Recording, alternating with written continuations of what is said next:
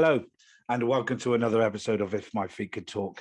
I'm your host, Owen, and today's episode is not going to disappoint, I feel, and I'm sure all the others, it'll get some great feedback as I've received with the other guests I've had, and this one is no different. So let's catch up first with myself. So since my last podcast, I've raced my first big race of the season. The 45 mile Southwest Reverse Mud Cruise event, ultramarathon, from Lizard Point to Land's End along the Southwest Coastal Path for 45 miles. It was another scorcher of a day, but sadly, after 10 miles, I decided I wasn't going to do any more. I pulled myself out in the cutoffs. I was feeling strong. I just wasn't enjoying myself. And I've always said, if you're not enjoying yourself, you're doing something wrong. So I spent the last week reflecting, the last week after that race, reflecting on myself and on my running and stuff like that. And it was the right decision. I pulled out after 10. I didn't fancy forcing myself on for another 35 miles. So yeah, it happened. I did it, and I moved on. The run streak still continues. It's day 1,133. Tomorrow is a friend of mine's 1,000th day. He hits the big comma of 1,000 days. I'm hoping to join him. My car goes unfortunately into the garage, so fingers crossed I get it back in time for me to go and meet up and join him. Moving on, I've got a race in a couple of weekends' time, a 36-hour race, so looking forward to that. And that brings me on to my next guest.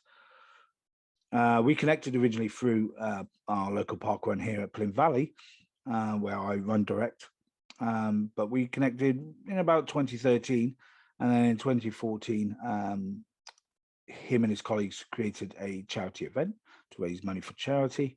And me and my little family went along and supported that, and have done pretty much ever since. We've been involved in it in some way, whether it's marshalling or running or what have you.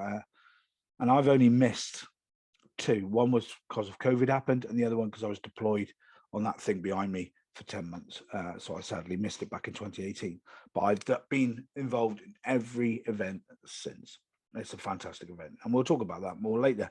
So ladies, gentlemen, whatever you want to call yourselves, but we'll go for listeners and viewers. All right, listeners and viewers, I give you Mr. Danny Slay.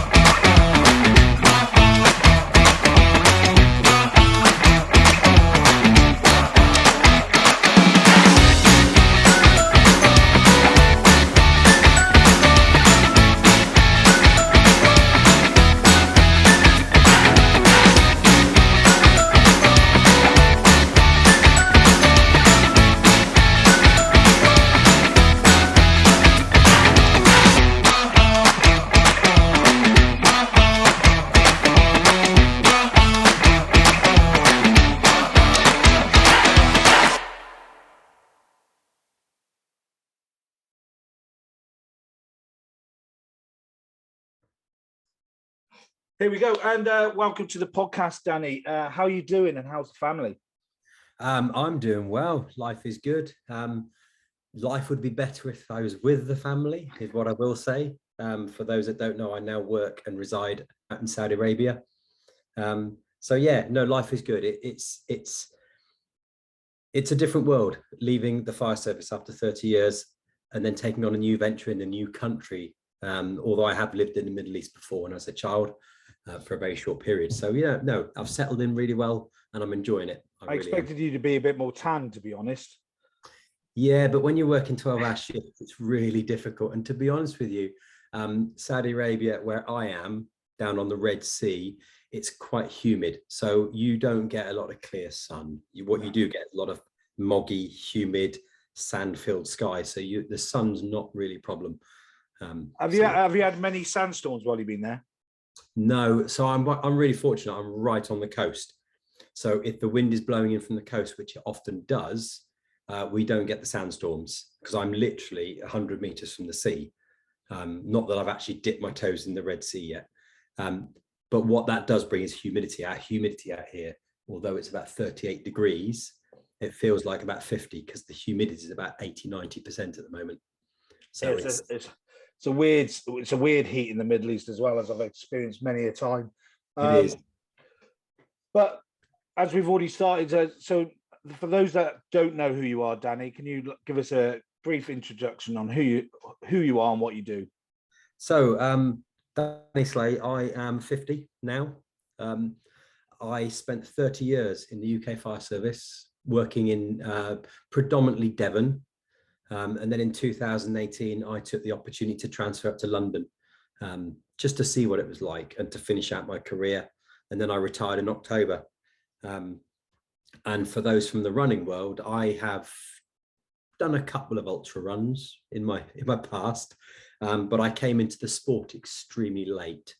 In fact, running was really late. I played a lot of sport, mainly team sports. I was very much into football and rugby as a child, and played 20 years of rugby down in Salcombe in Devon, with a few years playing football. So I was an anti-runner. I hated running. I really did, with a passion. And we'll come on to that later, as I'm sure we'll allude to, that what the trigger for running was a specific event in my life, which we'll come on to.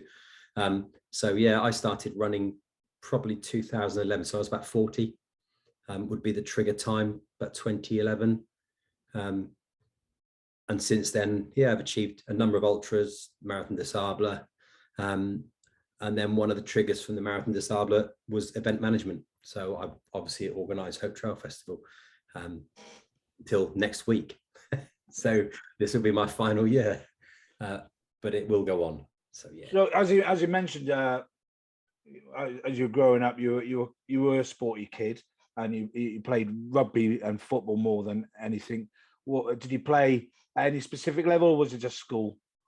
No, well, at school I did little sport, if I'm honest with you. So as a child, I did a lot of martial arts. So I did a lot of judo and kung fu fighting tournaments up in Oxford, where I grew up. And then I moved to Devon when I was 16. I hadn't played rugby before at that level. I played football, just kind of like Sunday league kind of stuff, kicking around.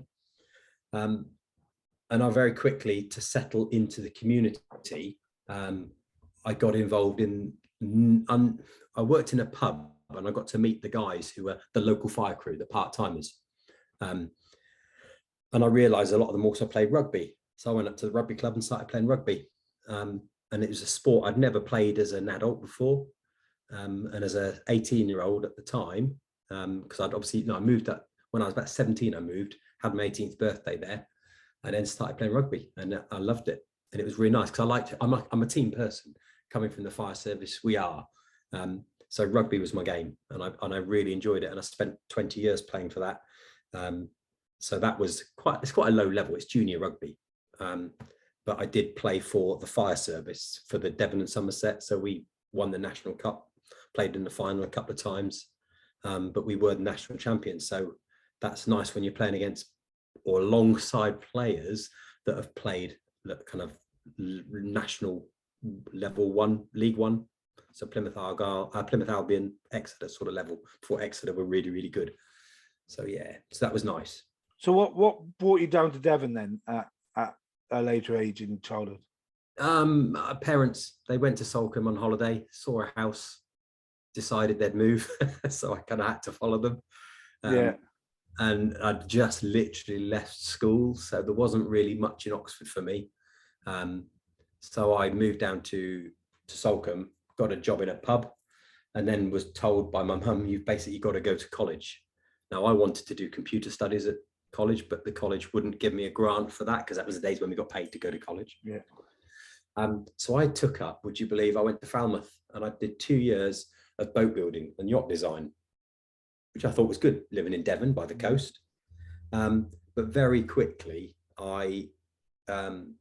so when I first moved to Devon, my mum and her partner were still living in Oxford.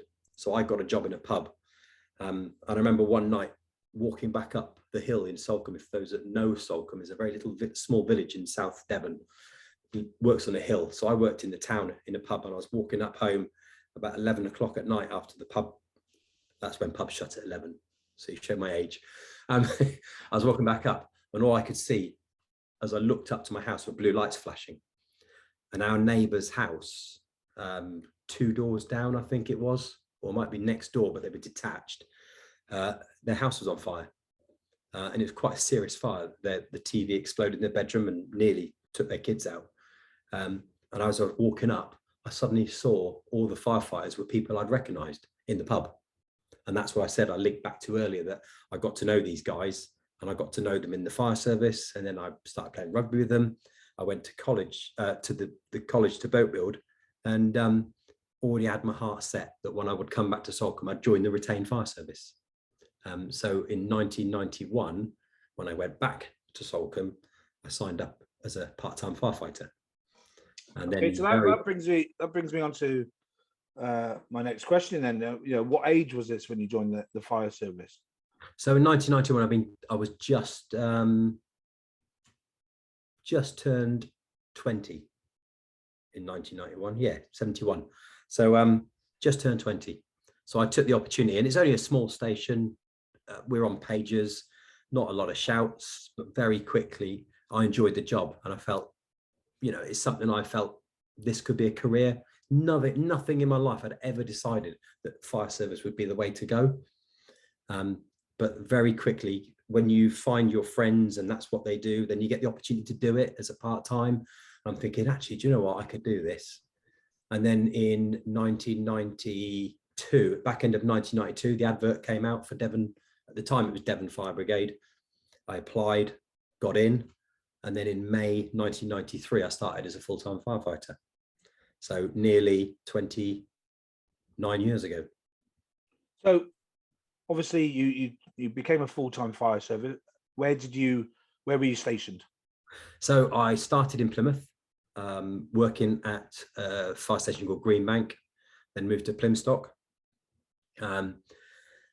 In 1995, we had the opportunity, or we were asked, they were making cuts in Plymouth at the time. So we said, where do you want to be? And I moved to Torquay.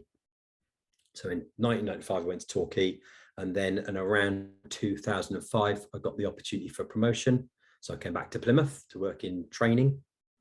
And then very quickly, by around 2005, 2006, I started getting involved in the national picture. So we had some capabilities that they invested in the fire service. Pete would have touched on these in his. So I was doing urban search and rescue. I was doing high volume pumping and all this sort of stuff. But I became an instructor nationally. So any national deployments, and we'll touch on 2007 as a real poignant time in my life.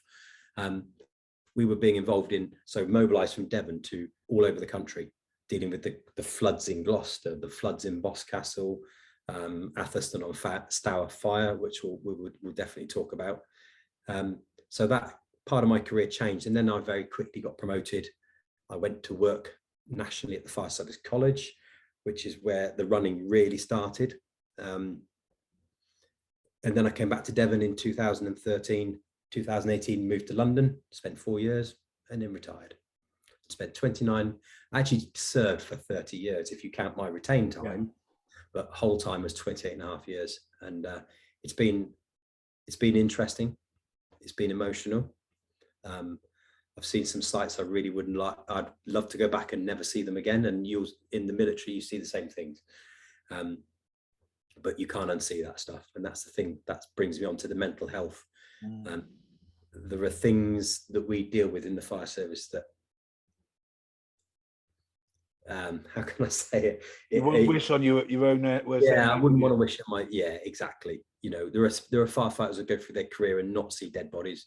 There'll be those that go through their career and see too many, and I've seen too many. It takes its toll. What were the first few years like for you in the fire service? Being one of the lads, not promoted, just one of the lads. I thoroughly enjoyed it. Like I said, I'm a team player, so when you're on a watch, the excitement, the buzz is really good. And then I got to drive, and everyone likes to drive a fire engine at high speed through the city. Let's be honest, that's where the buzz comes. So did you ever crash? Did you ever crash it? No, never, absolutely never. No, I think I was a good driver. I used to, and that was the bit I really enjoyed. And then I started getting the promotion, and when you get the promotion, you don't drive anymore. And then I became an officer, and all my driving was done in a car, so my response car. But no, and do you know, when I got promoted, I missed the camaraderie of being around the lads and the ladies on the watch, the crew. But the fire service is a family, and so when you lose your family, and that's where Athelstan on Stour comes in, it kind of hurts. And that was probably the worst part of my life or career as a firefighter, actually picking the bodies up of your brother. It's not a nice thing to do. No, and you mentioned you played rugby for the fire service. How was that? Just in the early years, or did that go for quite a while in those 29, 30 years? So, I think I started playing rugby for the brigade about 1995, 96, I think it was, when it was Devon Fire Brigade, or Devon Fire and Rescue Service at the time. And there was a couple from my club, actually, me and another lad originally. Then we had one more, because we had quite a few rugby players in the fire service at my station, and we just started playing for the friendlies with the brigade. And then we entered the National Cup, because there's a national tournament for all the fire services, and we started playing. We played up in Luton and Bedfordshire, we played Berkshire, played London a couple of times. They were always tough, Cornwall. And then we got to the finals in one year under Devon Fire and Rescue Service, and we lost really closely to Cleveland. Really tough match up in Luton and Bedfordshire. And then we didn't play again for a little while, and then we merged with Somerset, and it kind of really kicked off again. And we got to the finals, and we beat, I think it was Cumbria. We hammered them quite a lot, so we won the national championship. I think it was about 1999, 2000, roughly. And then I kind of got promoted and moved away, started doing the national stuff. So I didn't really have the time for it, and I got old and slow. What position did you play? Mainly for the brigade wing, and sometimes centre. Nothing wrong with that. Through my career, I played everywhere apart from front row. See, I was a winger for my club, but I was a front row from a school. I was hooker, but I was a winger. So I was the fastest hooker about. It was unbelievable. So did you play any other sports, or was that pretty much it? I had a couple of years out of rugby to play football. Played in the South Devon leagues. Had one season with a couple of clubs like Harberton Ford, and a couple of clubs over in Torbay Way. Had a couple of good years, actually, a whole season unbeaten for one of them. And then I played for one club, and I ended up playing in the first team, and that was well above my standard. It was only about 4 or 5 games, but it was a good experience. And then when I went to work at the Fire Service College up in Morton, I picked up squash. So I play a lot of that now, and I'm still playing it in Saudi Arabia. Actually, it's quite nice because it's the one game I can play in an air-conditioned room because it's too damn hot. So yeah, so it would be squash. Martial arts stopped when I left Oxford. So yeah, so that would be the main one, really. And then running started 2011. So obviously, being a firefighter, you have to have a level of fitness. Have you seen much change in the standard of fitness over the years, from when you first started to what you have to achieve now as a firefighter? In myself, or across the service? Yourself, and I suppose across the firefighting service. Yeah, no, I think the fire service has always been, you've always had to maintain a good level of fitness. So firefighters, I think it's about 8.2 on the fitness test. Now, when I went into the urban search and rescue team, we went up to 10.2. So it's quite a high level. And that's the majority of that is because we wear breathing apparatus, and your body's put through a lot of stress with breathing apparatus, with the temperature, the heat, the humidity. So that's why we have it. When you get promoted to an officer, that the level I got, which is middle manager, the requirement for the fitness comes down. So it goes from 42 VO2 max to 35, roughly. So no, I think the fitness is always at a level in the fire service, to be honest with you. And I think people that work in the environment, you'll get some that don't keep up with the levels of fitness, but generally the fitness is pretty good. And some of the watches take it quite seriously as well. And I've got to ask this question while we're on the talk of the fire service, before we start moving into other parts of it. London's Burning, were you a fan? Yes or no? Yeah, of course I was. But it wasn't the driver to join the fire service. I liked it because I thought it was quite a good service. Because normally, right, whenever they make a series on something that you're part of, for instance, you know, us, when we see something to do with the Navy, like the recent Virgil, it's bollocks. A lot of it is you sit there going, that's wrong, or whatever. So I loved London Burning. I grew up watching London Burning. Obviously, you being a firefighter, there hasn't been anything since, has there? There's been no firefighting series since. So that's all we've got is London's Burning. And unless you watch the American stuff, which is bollocks. Hey, Backdraft. Come on. Yeah, but that's even just worse. Because you can't pull off the vest like Pete Drummond can pull off the vest. You know what I mean? Don't you talk about Pete Drummond? You cannot pull off the vest. I was talking to him earlier today. I told him I was going to be on this. So no. Do you know what? When you look back at London's Burning, technically some of it is a load of rubbish. But what I felt with the program is you could actually relate to the characters, and that's what's more important, you know. And a lot of it a lot of these TV programs, like Backdraft, is visual effect. You know, when you go into a real building on fire, you can't see anything. But if they did that on a camera, people would just go, "Well, what's the point of watching that?" Exactly. So it's not realistic in that sense, but it was good. It was good comedy. But for the era it was made, actually, I thought it was quite good. Yeah. And actually, into the fire station. So Blackwall Fire Station is actually Dockhead Fire Station now in London. And my first week spent in London Fire Brigade, funnily enough, was at Dockhead Fire Station where it was all based. But it's a brand new station now. And I was talking to one of my old bosses in Devon and Somerset who actually served at Blackwall and told me a lot of stories about the place. So yeah, it's quite poignant. I've actually been to the same station where it was made. So yeah. Yeah, they've done a lot of knocking down old fire stations, relocating them, remade them. But obviously, you mentioned Green Bank in Plymouth. They've still got the original front of the building of the fire station there. Partly, yeah. So I've been there for a while. I mean, they tinkered with it, but when I first went there, it was a beautiful old station. It still had the hooks in the ceiling where the horse was to be held. Still had the old wooden opening doors, and it was just the station had character. It was a wonderful place to be. It was a great place for someone to serve their career because it was a busy station. I mean, my first tour of duty, my first night, we had a fire on the first night because I reported for duty on nights. I didn't do the days on my first tour, and on nights we had a big fire down near Devonport that you could see as soon as we pulled out the station. And the second night we had a job down at Millbridge. Stokeway. Yeah. And there was a fire in flats there, and we had 7 rescues that night. So 7 people pulled, literally guided out from ladders. So it was like, wow, this is good. Quite enjoyed it, you know. And as a new probationer, that was quite nice to be really, really busy. And those days we were busy. Was it Studentville down there when you joined Green Bank at that point, or was it Studentville a bit later on? It was later. It was still hospital land. We still had Freedom Fields as a hospital behind.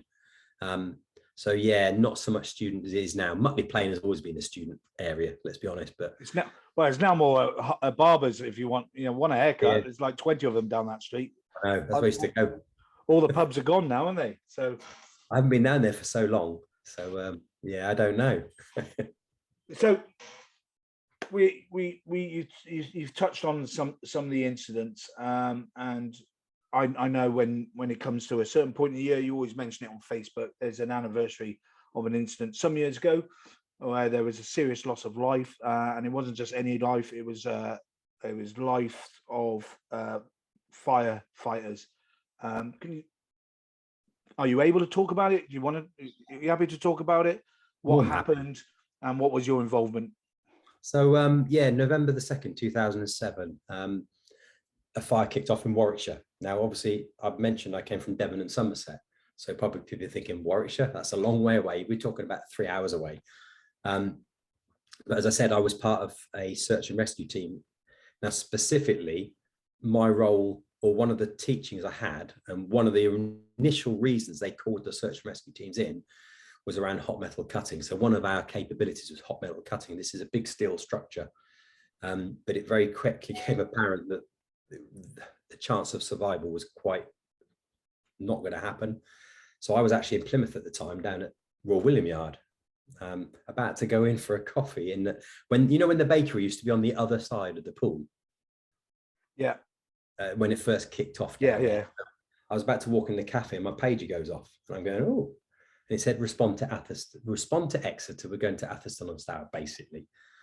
And I was with my ex-wife at the time and I said, I've got to go. I'm going to have to go now. And we had to get to Exeter, pick up our kit, and then take the long drive up to, so Warwickshire, Atherstone on Stour, funnily enough, is about half an hour away from the Fire Service College, where I eventually ended up working anyway. But the fire started on, I think it would have been the Thursday. We got called up on the Sunday. So by then it'd been on the news. We knew what was going on, and we had a very big inkling that we weren't going in there to rescue people. We were going in there to recover bodies. So they called in national teams from all over the UK, and we kind of worked 3 teams in the morning, 3 teams in the evening. So we did 12-hour shifts. So you're on scene for 12 hours, and you go back to the Fire Service College, and they'd swap with the next 3 teams. So we worked mainly with London Fire Brigade and Hereford and Worcester. And Pete was on the opposite shift. Now, I hadn't met Pete before at this time, but he was on the opposite shift. So West Mids, I think, were doing days when we were doing nights. And when we turned up, it was quite an emotional scene. I think by then we knew what was going to happen. Health and safety executive were all over the place, basically saying that building, we're going to, basically, you can't put people in, you're going to demolish it. And at the time, the operational commander, not the chief officer there, came from another service, a guy called John Hall. And he basically told the HSE over his dead body, he ain't gonna, we're bringing them out. And our role, so we had the frontline fire service there from Warwickshire, whose obviously brothers had obviously died. And we call them brothers because it is a brotherhood. It's like the Navy. So we were tasked with locating the bodies. Now, each team, we had different functions over the 3 days that we were there. From logistics, operations, equipment, everything, command and control. But particularly, there was one particular point where we thought we had found something, and you're not looking for bodies. The problem with that building is it had internally collapsed to quite an extent. And if you remember, do you know when you have a bonfire in your garden, and you come back in the next couple of days and it's still burning inside, it's just ash. Yeah. So anything is kind of like burnt away. So we were looking for not whole bodies, basically. So it's like finding a needle in a haystack. Yeah. On a fair to say, it's probably about 150 meters by about 100 meter warehouse that's been burning for quite a few days and collapsed.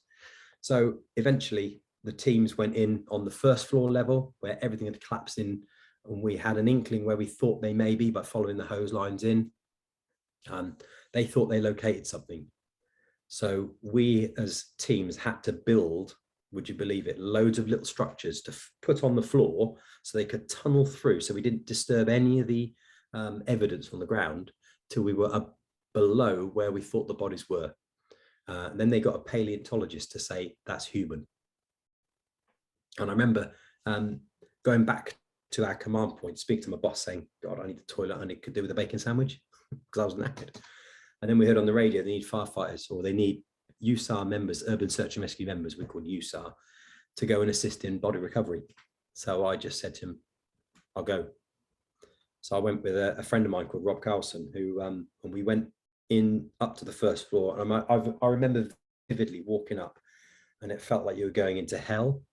is all I can picture it. You go into a first floor and everything is burned, twisted metal, the fire is still going on behind us.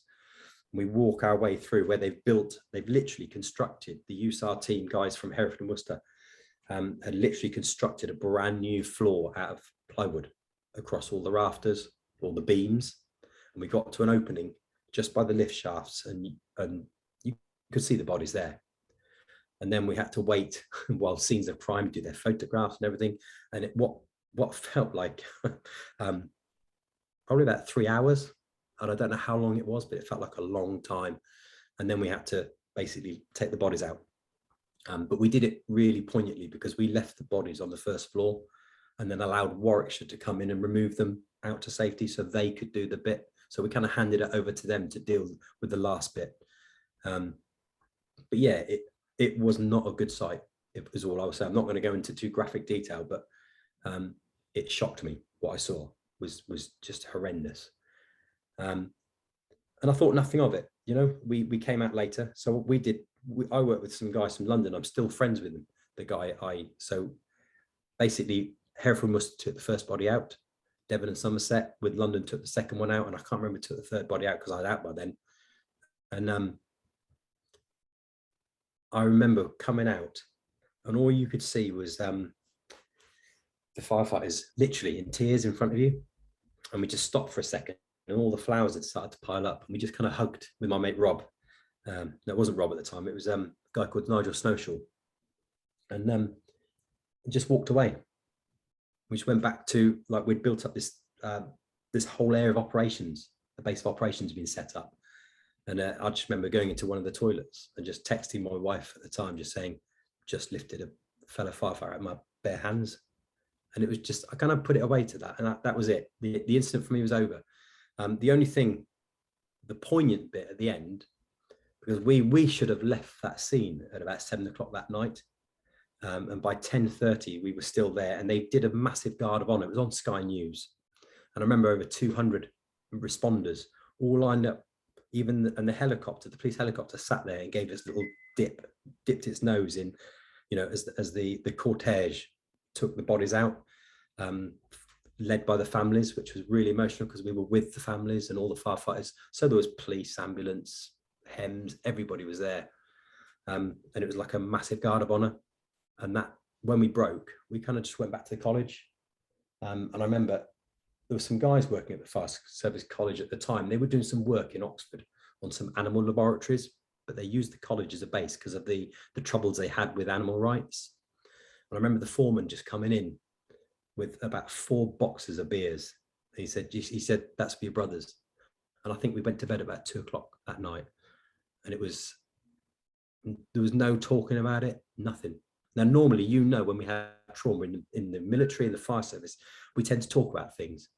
And one of the things we have in the fire service is diffusing. So you'd have trim in the military, we have diffusing.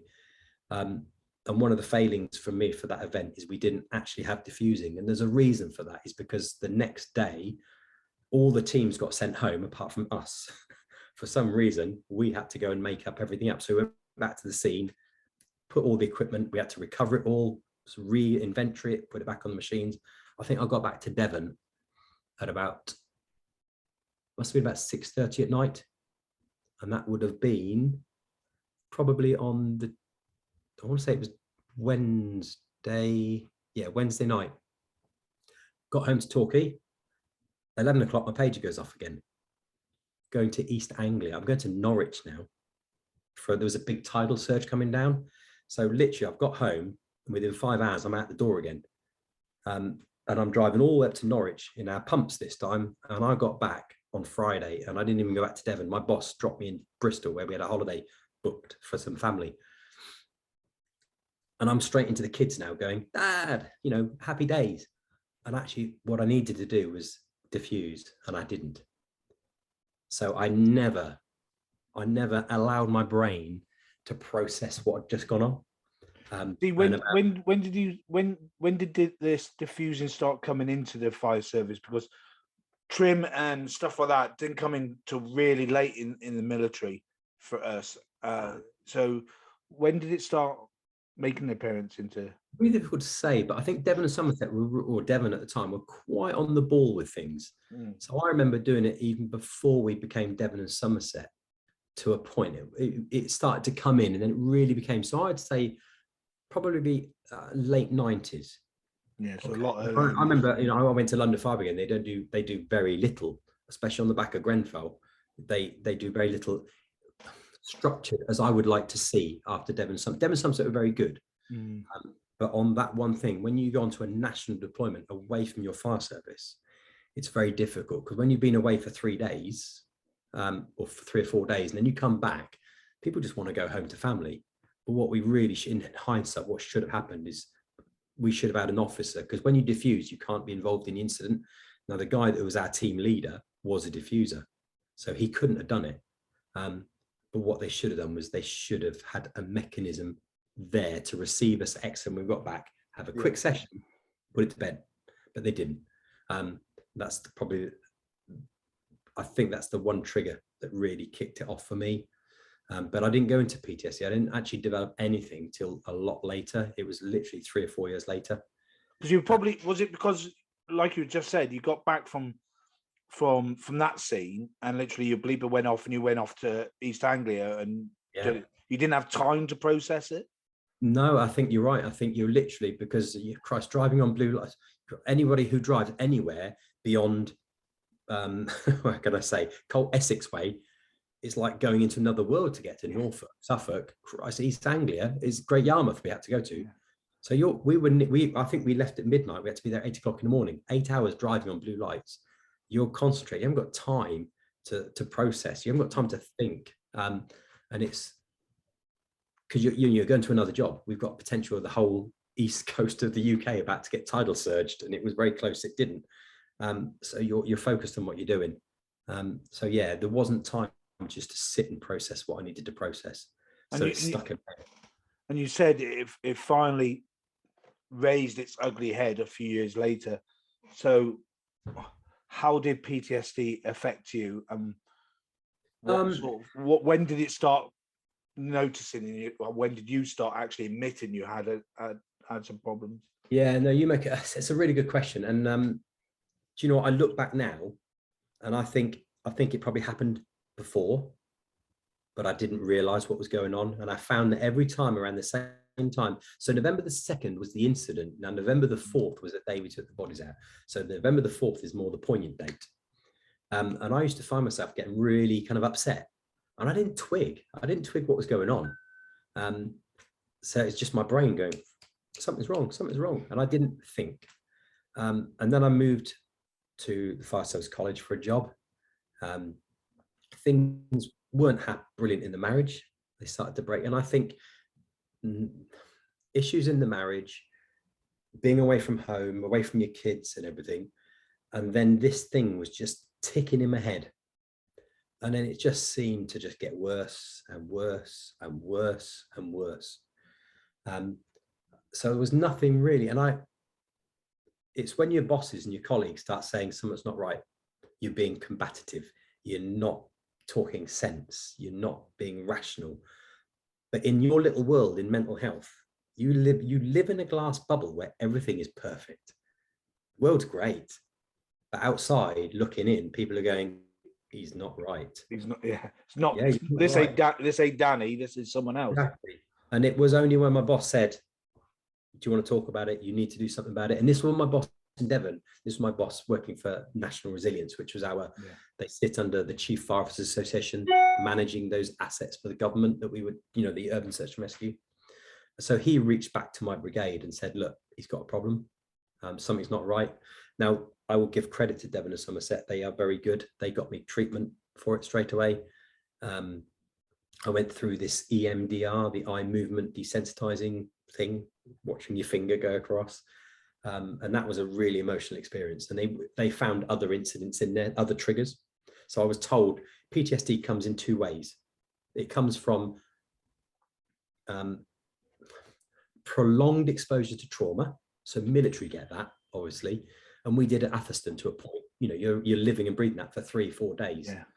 And then rapid onset of trauma. And it was linked to another incident I had where literally we were driving to Torquay, we got mobilised to some automatic fire alarms in Torquay about 3 o'clock in the morning. So we're half asleep. I'm sat in the back of the machine with a dear friend of mine who actually died from PTSD, sadly, a guy called Carl Pierce. And he probably tipped from the same sort of incident. I think it's probably the same incident that probably tipped him, or one of his. And we only had a few of us. It was me, a guy called Dave Sweetland driving, and Dave, not my boss. And we got to a certain point outside police station in just before the police station at Torquay. The road splits. You can go one way towards the town and the seafront, or you can go the other way towards the coach station. And we got called on the radio saying priority road traffic collision. So we got, which is quite rare in the fire service, when there's 2 machines going to a job, they normally would call another fire engine in. So Paignton would come in to respond to this.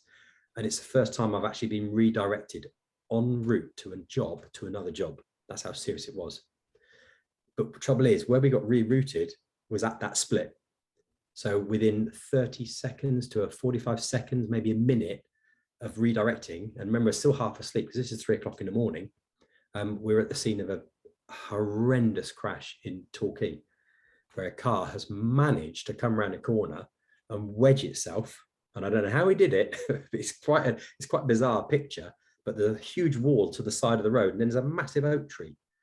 And he's actually got his nose through and popped it the other side of the tree, but the tree's in the passenger seat.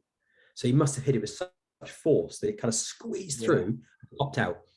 And I remember getting in the back seat of the car because I was going to do casualty care. And the driver is in the car and he is absolutely screaming at me, saying not to let his mate die. What I'm doing is holding the head of this guy, and you could see life was literally slipping out from him. And it was just horrible because that onset of trauma. So I'm literally gone from half asleep to I'm awake, and I've got this driver screaming at me not to let his mate die. And it was quite horrific, the accident. And sadly, the police just said, the ambulance, I remember, said, we have to get him out now.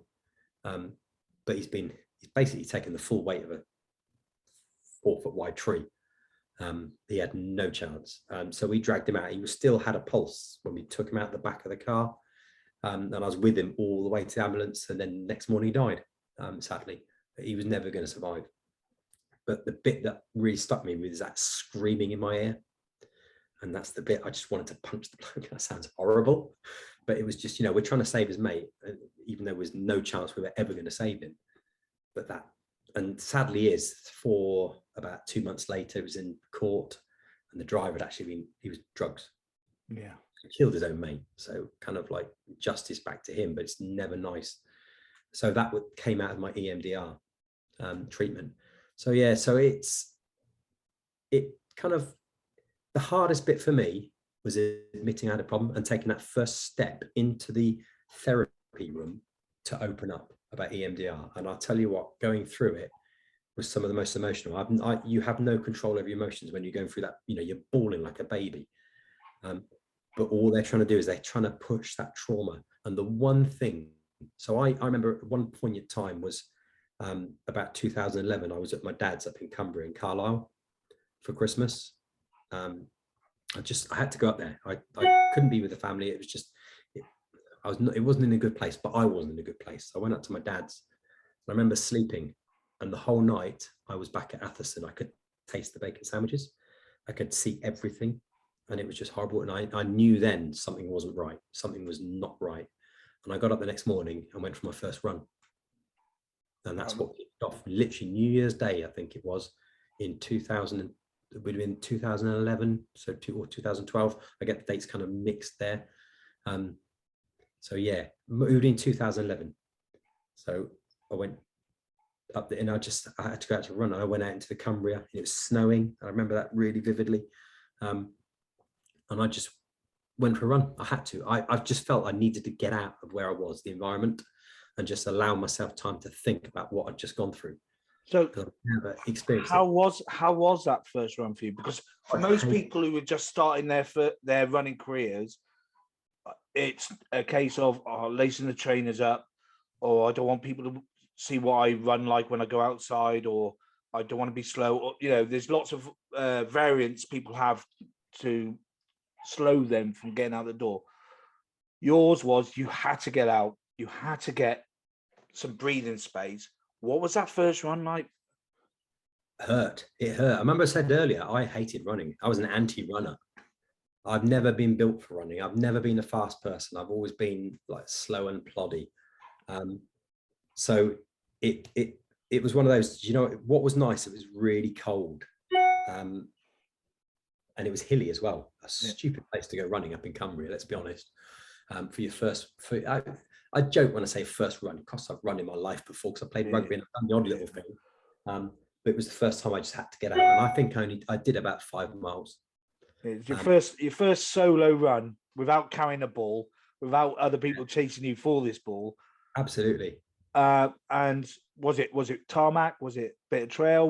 What type just of running? Road. It was road, because I didn't know where I was, to be honest, in Cumbria. That wasn't that au fait with the place. So I just looked at it and I didn't even have an idea of where I was going to go. I just went, and I just felt that if I'm quite good in orienteering myself for where I am. So I just kind of let my nose take me where I wanted to go. And at the time I was still living at the Fire Service College down in Gloucestershire. So it was the kickstart that I needed. So when I went back to the college is really good for running, because when you walk out the college up in Morton-in-the-Marsh, you can do quite a few things. You can do a little loop there, which is 3 miles. You can do a loop behind you, which is 8 miles. You can turn it into a figure of 8 and do 11 or 13. So it was kind of like, it was the catalyst to actually make me run. And I after the first run, I realized actually how good it was for the mind, because it allowed me to think, process, just think about what, and it was mainly the reason for that one is because of the night. I just had that horrible experience of being right back where I was, and I could picture literally everything I saw. And when I talk about the bodies, it was not a nice thing to see, and I didn't want to see it.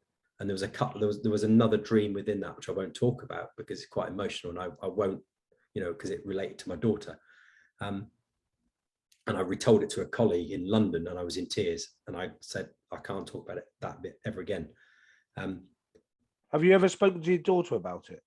No, because my daughter's too young. I've spoken to my older daughter about it, and spoken to my son about it. But it hurts to talk about that bit. But when they did the EMDR, I don't know how it works. I don't know the science behind it, but basically, you've got a part to your brain, the amygdala. It's where your daily thoughts go, and then it stores them in the hippocampus. I hope I've got those the right way around, because I might sound like a fool if I've got them wrong. So when you sleep, you watch people's eyes, they flicker, and that's them processing the information into your filing cabinet. If you don't do the diffusing through trauma, you don't, so it sticks in your brain. The way EMDR works, that movement of watching the eye, and while you're talking about it, what she's doing is actually processing the information and filing it away for you. So she got rid of, so I don't get any more flashbacks from Athelstan, but I can visualize what it looked like, but I don't get the flashbacks. So I choose to imagine it. It doesn't come automatically. The only image she left for me, which I do get flashed, is the Guard of Honor, because for me that was quite poignant. That was I'm not going to say a celebration, but it was our closure to the incident. And she left that one in, and it's a weird thing to say she left it in my memory. Whether she did, I had never had a flashback from it, but it's a weird science. That's all I will say, but it worked for me. And everybody reacts differently to different mental health treatments. Some people will work with I'm trying to think what they call it now. Anyway, but EMDR just I seem to relate to it really well. So, and obviously you realize running had some form of benefits for you, and for a lot of people it takes a while to realize how. I mean, yes, they know it's good for the body, it's good for your weight loss, it's good for your VO2 max, etc., etc. But it takes a lot of people a long time to realize actually the biggest benefit of exercise, full stop, is for your head. So it hit you quite quickly. When did you start to go, do you know what, I fancy doing a bit more than just going for a run? Well, you moved, really good point. I did a really stupid thing. what most people do when they're not feeling right. Now, I think I've got good personal resilience. Things have taught me personal resilience in the fire service. One thing I have realized through PTSD and through early is when people have a mental health, or I'm going to say suffering from living with mental health, is it's really good to have a target. You need something to focus on because it stops your mind thinking of nasty things. So because I thought, you know what, I enjoyed the run. It made me feel good. So I thought I need something to focus on. So I did that stupid thing of looking at Facebook. And you know, those sponsored adverts on the right-hand side? Yeah, back there, yeah.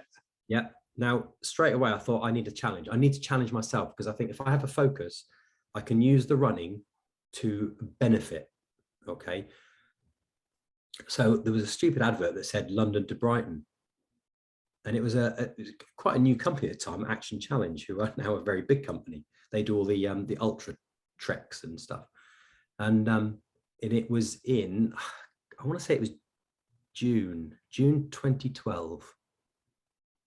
So you're talking now, this is 10 years the ago. 1st of 2011. So 18 months away, I'm going to challenge myself to run 62 miles. Because I thought, actually, I've got 18 months to train for this. I can focus. And that gave me something. So it forced me to run. I knew running was good for me. I could do good with charity. And it gave me something at least for 18 months, my mind was focused on something completely different. And I'm in the Cotswolds, some of the most beautiful running country. I'm away from family, so I've got time to run. So I can run morning and night. And there's so many trails, so I could scale up my runs and start building up the mileage quite easily. So I signed up for it. And that's where it started. That was the red flag. That's the red flag I needed to really think, yeah, I'm going to run. I'm going to do it properly now. And that was it. We won't call it a red flag. Let's call it blue flag. Because if you get given a blue flag, it means your beaches are clean and stuff, which is a good thing. Yeah. All right. And it's a good thing for you. So let's call it a blue flag. Absolutely. Right? So you did obviously the London to Brighton. How did that go for you? How was your first big run? So I'm going to step back one step. So when I went back to the college, I started to run. Now I'm quite dogged. I'm quite. I remember playing squash once, and the guy just said, "Will you stop bloody running after the ball?" So I'm quite. Comes from the rugby days, I suppose, of just being. I just don't give up. And I had an ethos in my head that said, "I ain't going to do half marathons. I don't want to do that. I don't want to do 5K, 10K." Now that might sound quite pretentious. But I know I had to get to 62 miles quite damn quickly. So when I said earlier about the college, you could just go out the college and you could run, you could do a nice easy 3 miler, you know, which most people when they start running would go, I'll go 3 miles. Not me, I'm stupid. So I'd go around the back because my thought process was, if I do the 8-mile loop, once I get halfway, I've got to come back. So I've got to do 8 miles. And that was my mindset. My mindset was I run as far away as I can because I have to come back. There's no cars. There's nothing, no buses around where I was. It was in the middle of the country. So that was my mindset. So running the London to Brighton. So I was knocking off the miles at the college. I was literally doing 5 or 8 miles in the morning and then 10 miles in the afternoon, in the evening. And I lived for running, and I found it was great for my mental health. It was great for my weight loss because I was quite large at the time, because obviously I'd given up rugby and I was sedentary and sat in an office. And it was just giving me, every day I could see benefit, and I was getting closer. The money was fundraising for cancer charity, what do they call them? The cancer research. But I could just see the benefit. My mind was getting better. At the time, I was still having the treatment from the EMDR because that went on for a couple of months. But I could just, you know what? I wasn't feeling the lows. I wasn't feeling the crap that I was feeling anymore. It gave me the time before and after work that time to think. When most people sit in their cars and drive to work, do their thinking, I was doing it while I was running. And I could see the benefits. I was getting better times. My times were going down. So I could see this great thing. And the whole challenge was getting closer and closer. So it got to, I want to say it was May. Pete will probably remind me, March or May. I decided I had to do something to test my ability properly. So I signed up for the London Ultra, which was at the time Rory Coleman did a series. And he ran the London Ultra, which goes, funnily enough, really close to where I live now, which is the irony. So it goes from just outside Nottingham, right the way around the London, it's like an orbital, up to near Wembley. And I remember contacting Pete and saying, Pete, do you fancy running with me? Just fancy an ultra. And I've never, still at this point, still not met Pete. So we've been at the incident in 2007, still haven't met yet, but we have this joint connection. We've spoken because of the incident. And so we met up in Nottingham. The first time I actually met the guy, and we ran the London Ultra together. So 32 miles. And that was in, I want to say it's February or March time, 2012. So within 14 months of starting to run, I'm doing an ultra. I bypassed marathons and ultra and half marathons, went straight to the stupid stuff. And it was an interesting experience. That's all I will say. Was it an interesting experience running with Pete, or was it an interesting experience Pete, running the event? Pete's another story, isn't he? Let's be honest. You could do a blog on Pete. Yes, no, it was just an experience, just from someone who hadn't run before to take on a 32 miles straight away. We were running with a guy called Andy Miller, who later joined us in the desert, and he's quite a whippet. So we were doing 10-minute miles, which for someone who's never done ultras, hurt me. And we got to about mile 19 and we kind of slowed down. Andy went off and me and Pete just stuck together all the way, trudged it out. But what was more interesting was the reaction of my body, of just how it would react to running 32 miles. It hated me, basically. As you would know, when you first do long distance running, it's quite difficult. So yeah, but I knew that gave me really good confidence for London to Brighton. So when you cross that finish line of those 32 miles, there wasn't a never say never again. This is what can I do? What's next? Oh, it's the London to Brighton. So yeah, well, I couldn't, did I? I couldn't because I'd already committed to running London to Brighton. So there was never an issue where I'm not going to do anything else. So I'd already committed to that one. So yeah, and I was literally, at that point, we're talking February, March. So I'm only about 2 or 3 months away from London to Brighton. So I'm feeling a little bit more confident about what I'm going to do. But yeah, still, it's a massive task for anyone to take on, at that early in your running, to take on a 62-mile event was quite daunting for me at the time. And that sort of, you moved on, you started, obviously you found some form of love for running. It was no longer a hate thing. You actually started to bond with the art of running. I would seriously use the word at one point, addicted. Yeah. Because every time I ran, there was nothing in my head. If that makes sense. Yeah. So I think there's a term for me. I was literally, and I could have gone either way. When I was in my low, I remember being sat. There's a beautiful place up in called Broadway in the college at the Cotswolds, a place called Broadway Tower. And you walk up a huge hill. When you get to the tower, you get a 360 view of the Cotswolds. And when I was on my lows, I used to go up there at the weekend or of an evening after work, and I'd sit there and I'd cry. And I was probably a tipping point in my life where either I would have ended it, or, sorry, that's quite difficult to say, right. or I'd have just gone to drink and I'd have turned into an alcoholic. And it was the whole running thing. Those kind of lows came at certain points. There was a couple of them where I could have thrown everything away, but I didn't. But the running gave me that outlet not to do anything. And I think the addiction, a bit like people could become addicted to drink and drugs, I became addicted to running because I could see it was my happy time. Yeah, and I've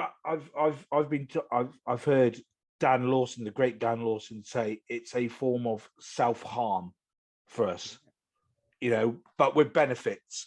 Yes. It's a way we're putting our bodies through pain. Yeah. But for a better reason than obviously doing completely the opposite. You know, I've been on the edge of the cliff feeling exactly the same way as you, Yeah. but for different reasons. But I fully understand where you're coming from. Yeah. And you know, we've had a connection before, not Yes. just through running. Where both our jobs came together. You Absolutely. came on board my ship, the sister ship to what I've got behind here, when I was on it. When we lost a colleague of mine tragically, and you came to retrieve the body. And the irony of that one, that was when I came back in 2013 from working nationally back to Devon and Somerset. And then I picked up the role of a flexi officer. So a flexi officer basically at the lowest level is a station commander. So I'm not on a fire engine anymore. And when you get flexi, which basically means you're on a pager, you respond. And if it goes above a certain amount, normally 5 pumps, or it's a person where you start to take over and you start commanding the fire engines. And that was one of the first jobs that I had when I came back as a flex officer. And it was quite, again, it is an emotional charge event because sadly, the way he died was quite horrific at the end of the day. But I remember from that one is you could tell how much it meant to the Navy guys. They were literally, if they could have ripped the door off that ship to get to where he was, they would have done it. There was, I just vividly remember the loads of them around the door trying to get it open so they could get access to him because he was stuck in the lift shaft just to get into the lift. It was basically to get into the lift room, into the lift shaft itself. But yeah, it was a sad day. I've got to be honest. Any loss of life is horrific in the fire service, and we see too much of it. But when it links to people, you know, it makes it a little bit more poignant, a little bit harder to deal with. It was, and the fact that, you know, some contractor leaked it to the local newspaper before any of our families was even, or even his family was even told. You know, we went to what we call a River City State 1, which was all phones off, all communications down. No one was allowed to speak to anyone. The newspaper already knew about it. Yeah. So my wife was panicking at the time. Obviously all the other families' wives, because they didn't know who it was. All they knew was someone had died on board HMS Baldwin. Yeah, exactly. You know? And it was a horrible time. And I'm still obviously very good friends with all the stokers that were there trying to rip the doors off. And it's a time in their lives they'll never forget. It's one of the moments that I'll never forget. And I don't say it enough, and we don't say it enough. We can't thank people like yourselves that come on to do your job, because you know we do an aspect when we're at sea. We do the firefighting. You know, we have to obviously retrieve casualties, stuff like that when we're. But when it's times like that, when you guys come on board to assist us and do your side of things, you're not thanked enough. You know, and that day, I don't think you were thanked enough either. Yeah, it's difficult to be away because that job. Do you know what? Whatever happened, he was never going to be. No one was ever going to save him. So I don't think we actually did much. I don't think we warranted the thanks. But what we try and do, and I think we did well that day, was we worked really well because I was involved in a lot of work with the Navy because my training role, I used to do all the boats. I get it right. There's submarine stuff, so boats. Yeah. I did all the joint approach stuff down at HMS Raleigh, all the joint approach lectures. I used to work with them quite a lot and do all the ship set and the surface. So the ships, for those uneducated people, surface fit is a ship. Underwater is a boat. And I used to get told off all the time for that. Yeah. So I do a lot of the exercises on the nuclear submarines and the ships with the first attack teams and the naval teams. So we've always had a good tradition. Remember, the fire service is built on the traditions of the Navy. A lot of the stuff we do has come from naval tradition. So that, and Plymouth being a naval city, a lot of our firefighters are ex-Navy. So there's a huge respect for each other. And I think that job demonstrated that. Okay, so we didn't actually do anything that day, but I think what we do is we act with dignity and respect. And I think, you know, we try and do as much, and we also appreciate where I've lost a brothers in the fire service terms, that was a naval brother for you. So we have to be careful in how we act. And I think we did really well that day, even though we didn't actually do anything. What we did was made it safe and recovered the body so that he could be given the dignity he deserved. Yeah. Moving on, we connected before then. It was around 2013. we connected through our local park run, Plym Valley at the time. And then you went off prior to that to do something a bit bigger than London to Brighton. And that's what brought you on to our actual connection later on. But you decided to go with Pete and a few others of your colleagues. I don't know why I chose out to the hot. I don't know why you chose Pete. He's making up the numbers, wasn't he? That's what he was doing. Yeah, he was. I needed him just to make up the numbers. So I'm going to go back to London to Brighton.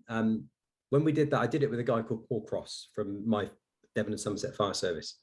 And it was a torrid experience, purely because it hurt a lot. But I connected with people through London to Brighton, my wife now. And again, I looked at Facebook. Facebook has got a lot of problems for me, as you'll find out.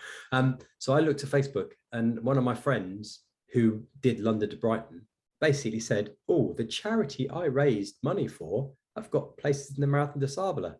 And again, that blue flag came up. Whoa, what? Marathon des Sables? Who? Right. So very quickly, I'm on the phone to Pete. And Pete, do you fancy a challenge? How do you fancy Marathon des Sables? And now Pete hates me for this, because every time I get an idea, I float it by him. He has the breaking strain of a Kit Kat. Well, this is true. And he cannot say no. So I roped him in. And then very quickly, that 2 became 3, became 4. And in the end, we had 3 firefighters from Devon and Somerset, 3 firefighters. I use that a loose term because they were officers and firefighters from West Midlands. We formed the Team Hope, something I put together, and we committed to raise, we had to raise because it was a charity funded place, about £45,000 for that. And because I was the captain, I felt obliged to raise them, make sure we raise the money, because it's a big event. It's a lot of money to raise. It is, yeah. But yeah, so we kind of decided that we'd challenge ourselves and do the Marathon des Sables. Now they dub it the toughest foot race on earth. I think that's a very subjective question, or a very subjective statement. I don't think it is the toughest. There are events out there now that are harder, in my view. And again, it depends on what you like. I wouldn't want to do the ice because my body hates cold. Some people wouldn't want to do the Himalayas or the Everest Ultra because they don't like altitude. So every event, and for a runner who doesn't run, I would argue the toughest foot race they do could be a 5K park run. Yeah. And that's my whole ethos with the event I do, is we removed prizes, we removed everything, because I recognize that for somebody's 100 miles, it will be easier for them than somebody's 5 miles. So that's why my event, we try and do, is all inclusive. You know, we celebrate everybody, because I recognize, having never been a really, really good runner, is I'm never, ever going to win a race, but everybody should be celebrated. So you went out to the hot place. You took a Scotsman. Yeah. You took a Scotsman out there who probably melted. Yeah. How was that initial first day stand on that start line in the desert with some of the best Moroccan runners, some of the best international runners, and then your average Joes raising money like yourself? Do you know what I will say about the Marathon des Sables? It's expensive. It might not be the toughest, but for me and for everyone that did that event with our team, it's the camaraderie that gets you. It's the experience of being out there. It's the experience of lining up on the start line with some of the top runners in, literally probably in the world of that sort of event. And Ted Jackson. And Ted, yeah. The devil. Yeah. So yeah, and I've made friends out of that. I'm still in contact with people from that event. And there's a couple of, we haven't got time, but there's some amazing stories of people I've linked to through my wife, New Zealanders that met me at the event. But it was just, the experience was just phenomenal. And I will say about Pete, for the whole 250 kilometers of that race, we were never more than probably about 10 meters apart for the entire race. And that was testament. So the thing is, it's very difficult when you go as a group of 6, you can't stay all together because everyone's got a different pace. and we kind of naturally formed into the Whippets, me and Pete, and then the people who couldn't, you know, who were never going to, you know, they were there, and it was a hard work, you know. So yeah, it was natural that me and Pete have the same sort of pace, and we just stuck together for the whole time. And I think there's that connection going back to Atherstone, and we have another Navy guy who I work with, but Pete was on his ship with, who unfortunately passed away with motor neurons disease. So Pete came down to see him just before the MDS, just before he died. So we have quite a few connections again through that. So me and Pete have been close. So yeah, it was a good experience. It was, you know, for me to go from 2011 starting running to 2014 complete the Marathon des Sables was quite an achievement for what I wanted to do. And again, it was that focus I needed. And I threw myself right into MDS, really, with, you know, with the fundraising, everything, and all the time it just kept my mind focused, which is what I needed. And how was that finish line after those 6 days of, you know, various different, you know, nighttime where it's a lot colder, and obviously during the days, glare and heat, all those blisters and everything else. How was that final step across the finish line? Overwhelming and underwhelming, I'm going to say. Overwhelming just to finish it, being so bloody tired, but underwhelming because the next day we knew we had to do this charity stage which they put in. So normally it used to finish, but then the penultimate, where you do the marathon, they then brought this charity stage in, and that kind of like, do we have to do that? Can't we just get on the bus and go to the pub? I mean, but no, it was an amazing achievement to get that medal after all the preparation, all the time, was just something else. You know, it kind of yeah, it was, you know, it's really difficult sometimes. Actually, things happened during the end, like things I regret. I never waved long enough to my wife on the camera. We had because of Team Hope had quite a following. We had people following us live on the cameras and the trackers back in the UK, loads of them. And then one of the biggest memories was walking out. You know what? You know when they come back to Heathrow after the World Cup, and the crowds are there. Now, unfortunately, the 2 UK planes that landed back in Gatwick, ours had to be the one that got delayed for some reason. And we were going through security, and all I heard was the almighty roar as the first guys off the first plane must have gone into the arrivals lounge. And I'll tell you, I've got photographs, and there must have been 200-300 people there. And we're just like, that was really emotional, seeing your family for the first time and seeing the hundreds of people welcome everybody back. And it's like, wow, this is for us. Although it wasn't, it was for everybody else. But it just felt really good. And my one regret is we didn't get off that plane quick enough and have that initial comeback, that hero's welcome. But yeah, there are parts of that event, and you go back to the first day. There's a joke on the first day. The first day was the previous year was the last day, so you're hitting the really horrible jebels right on day one, when you've got all your weight in your bag. And I jokingly sent, I'd nearly run out of water for the first checkpoint because you don't know where the checkpoint was, and I sent a message to my wife now, my girlfriend at the time, saying, I'm running out of water and I don't know where we are. I think we're going to die. And she never got a message off me for the next 4 days. So I think I really scared her. Apart from obviously the ones she did, because we got the ones through the internet. But yeah, so yeah, there were some great moments on that event. There really were. And I think that was what was good, because we're firefighters. We rip the piss out of each other. That's what firefighters do. It's what you do in the military. You take the piss out of each other, because that's one of our coping mechanisms. Our 10120 was just a laugh. You have tents that take it really seriously. We just had a great laugh. And I think it's testament that coming towards the end of the event, and you've got like literally 2 people left in a tent of 8, we've got all 8 of us still taking the piss out of each other. And I think that's helped, that character, that camaraderie is what got us through. So yeah, it was brilliant.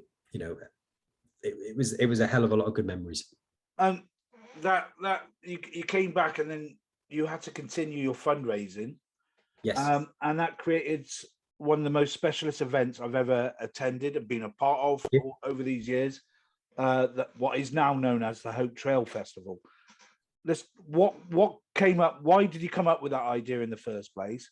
Yeah. You know, out of all the types of running events you could have created, and Yeah. what kept it going for you for so long?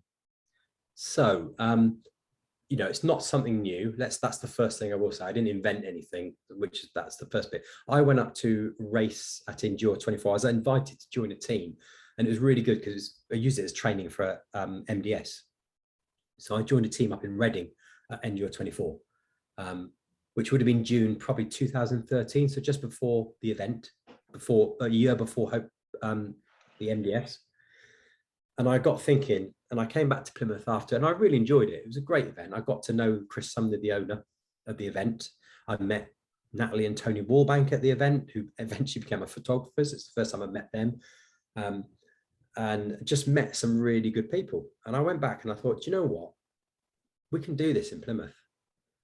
And that's one of my biggest things is taking on something like that. It's quite a challenge because I have a busy job in the fire service. And it's really difficult to take on something of that scale when you've got a busy job. And I've got an event to, I've got MDS, because it was literally, we did the MDS in April and I did Hope 24 in May. So we got back from the desert and we literally, a couple of weeks later, we're putting on an event. And I'm still having problems at the time running and walking because my feet were wrecked. So, so we started, and the first year, it was only ever going to be a one-off event. And it could have gone one of either way, because it's these sort of events are expensive to put on because you're camping, you have all the infrastructure around you, you have the land costs, everything else. And we learned very quickly. Now, the good thing about being from the fire service and being a commander is I've got experience in managing people, managing crises, command and control. So all this organization stuff was actually quite easy. But we still made some fundamental mistakes. We had a laugh. Some things I look back on now, I'm thinking, how did we pull that off? We literally, the morning of the race, I had people, Paul Cross and Matt Mason, coming down from Exeter, having to stop at Heathfield, asking DHL, I think it was, whoever Yodel it was, their offices at Heathfield Industrial Estate, having to get someone there on a Saturday to unlock, to find my medals and my race numbers. Otherwise, it'd be no event. And this was at like 10 o'clock and we were about to start at 12. So I'm walking around the course and marking it on the Saturday morning before we start Saturday. So it was just a steep learning curve on putting an event on that size. But we had, for the first year, we had about 160 to 190 runners that came in. They raised £9,600 in that first year towards Hope for Children and towards our MDS total. And that was it. I was going to park it there. I didn't want to do it anymore. It served its purpose to raise the money for our challenge. But you lot who keep turning up and running, the feedback was just immense. And then we went from the next year. So we made a decision that let's go for it again. Let's do it again. I've got a fantastic relationship with the landowner. The runners, Plymouth and Devon and the wider Southwest, have got a lot of untapped talent. At that time, there wasn't a lot in the ultra world. I don't even think Mud Crew were doing events at that time. I don't know. I could be wrong. I could be right. There wasn't a lot for ultra running. There's a lot of people who hadn't experienced ultra running. So to have an event like that where people could dip their toe in and just, you know what, I'm gonna have a go. And I remember some of the I think it was in the second year, Ben Morris. No, Ben Morris. Yeah. Never run 13 miles before, and he's hitting 100 miles. And watching people achieve that. So for all the things around mental health and everything, I used Hope was to give something back to the running community. Running saved me. I could use that as a really loose term. It didn't save me. It might have done. I don't know. I don't know where I would have gone, as we discussed earlier. It became part of you. It became part of me. It was my outlet. So Hope for me was about giving stuff back to the running community and watching people achieve things, watching the motivation. I fed off that. And that was really beneficial to my mental health, because I love watching people achieve things. I love seeing runners who have gone now from never having run 13 miles to competing in ultra marathons.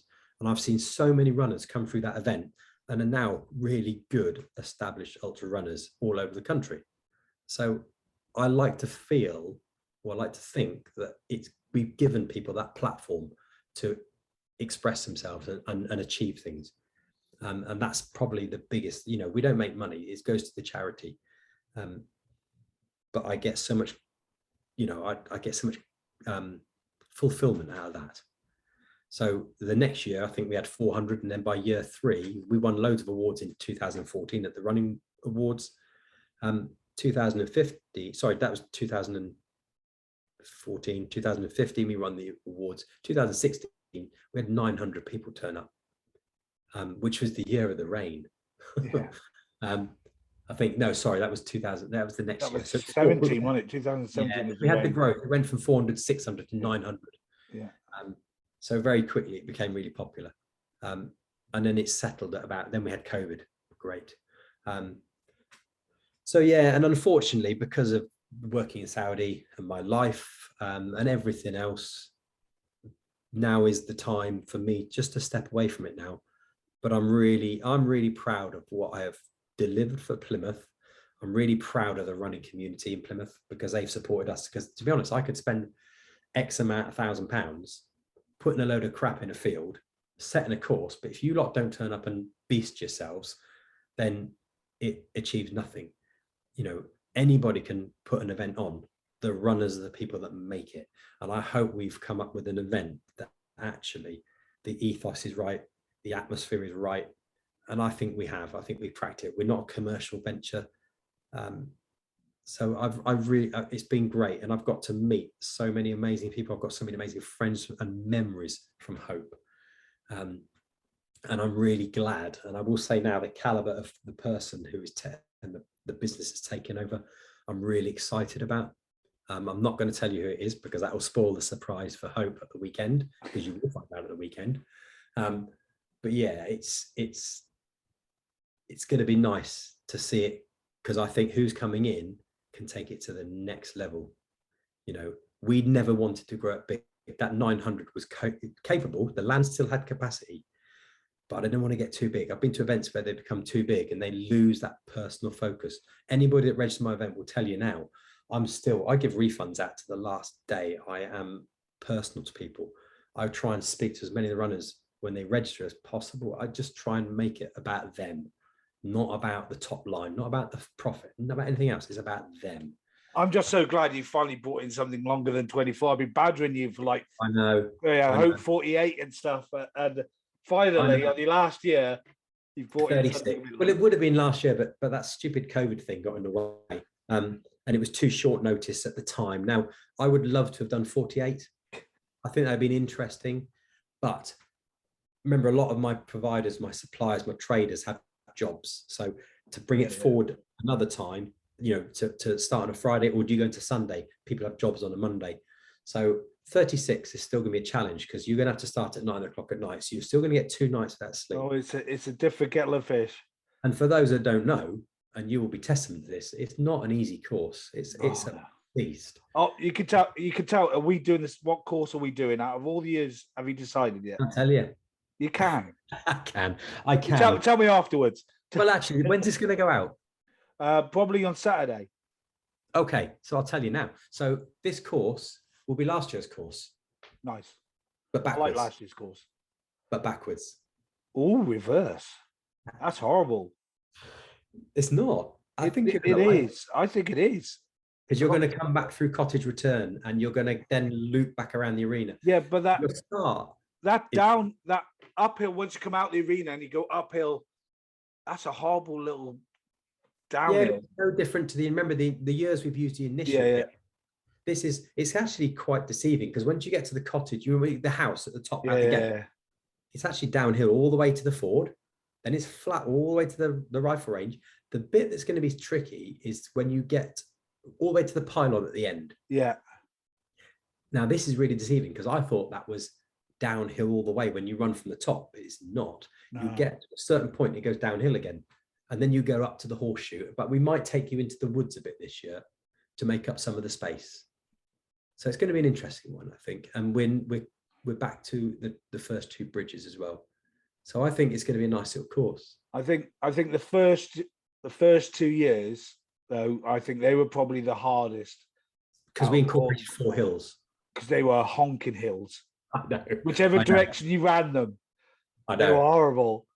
But remember, proper so the thing about Newnham Estate is you can only go to the highest point, which we do go to.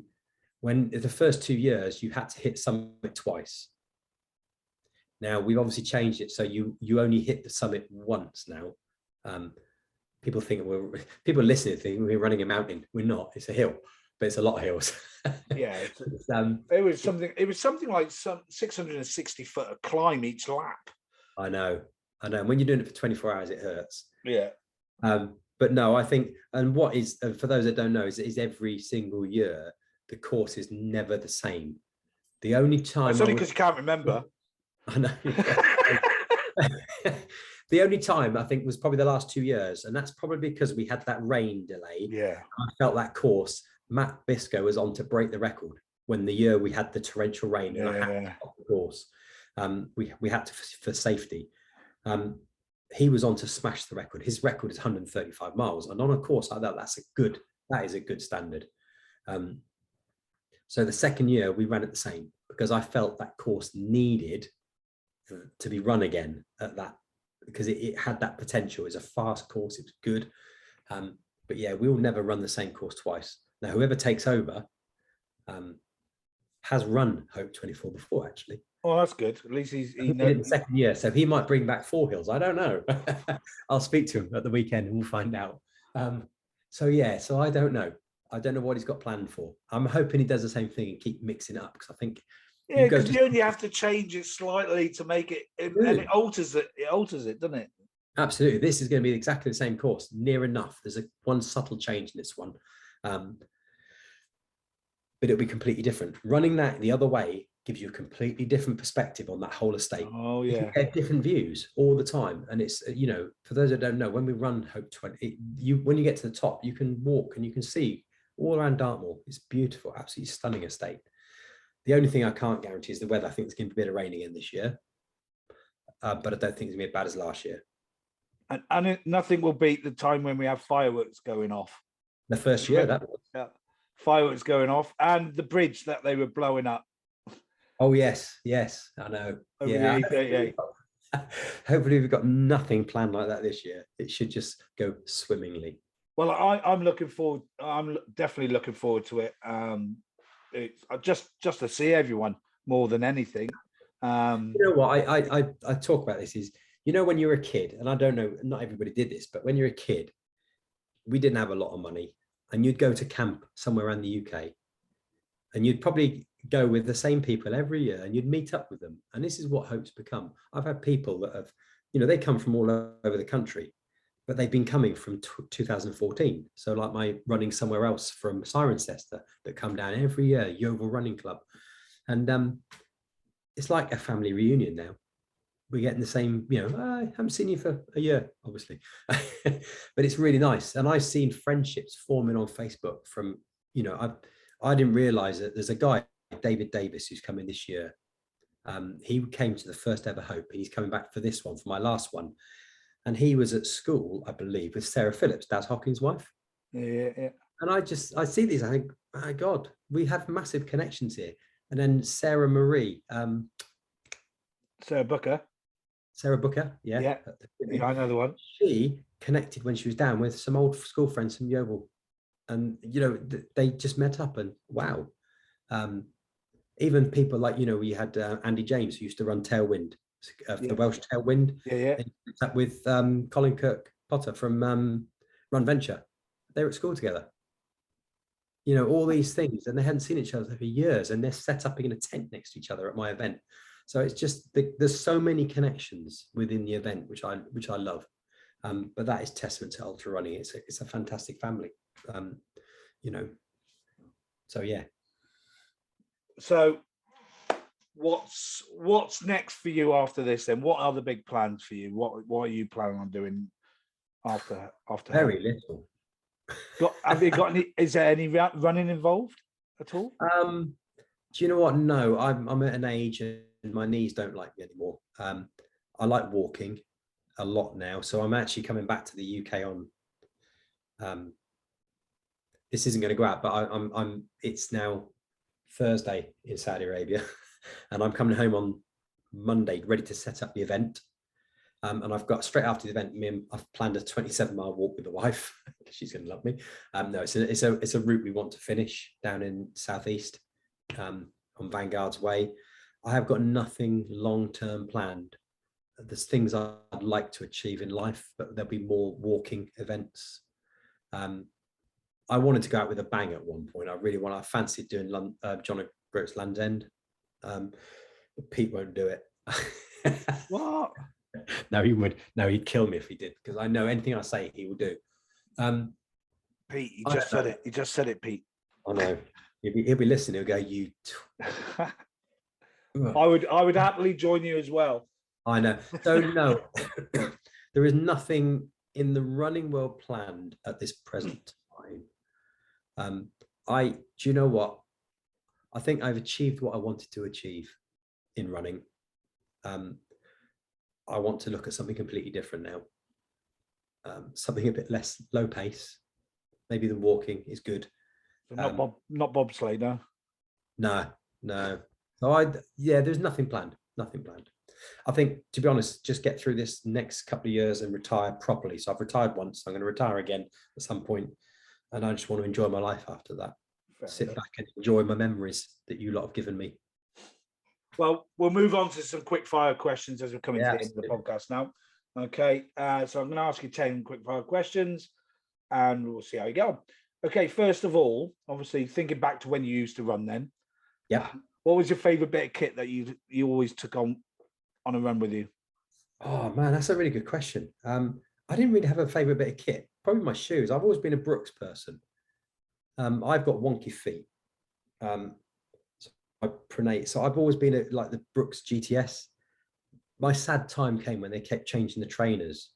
And I used to try to shop around to get the old models and stock up on them, because they were just one shoe. They were one shoe that I could put on. And I remember I bought a pair of their ASR, which is the trail version. And I ran. So after London to Brighton, I started doing a lot of work with Action Challenger and marshalling their events. So I did Thames Path. I did loads more ultra marathons with them.